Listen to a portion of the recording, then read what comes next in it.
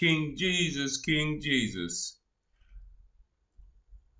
Okay, hey, I see now that there's some interest in the Pistis Sophia, and so I'm going to continue to read it to you. This is one of the inspirational books in my life, aside from the Bible. Chapter 2. It came to pass then, when the disciples were sitting together on the Mount of Olives, speaking of these words and rejoicing in great joy, and exulting exceedingly, and saying one to another, Blessed are we before all men who are on the earth, because the Savior hath revealed this unto us, and we have received the fullness and the total completion. They said this to one another, while Jesus sat a little removed from them.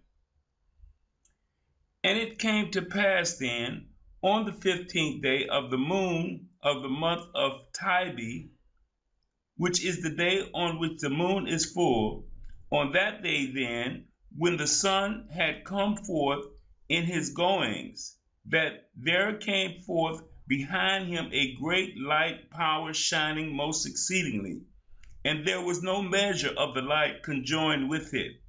For it came out of the light of lights, and it came out of the last mystery, which is the 24th mystery, from within without, those which are in the orders of the second space of the first mystery.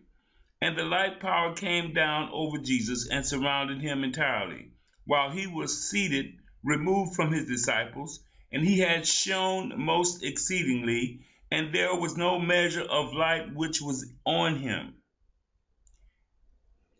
And the disciples had not seen Jesus because of the great light in which he was, for which was about him.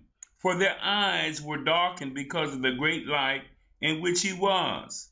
But they saw only the light, which shot forth many light rays, and the light rays were not like one another, but the light was of diverse kind, and it was of diverse type, from below upwards, one ray more excellent than the other.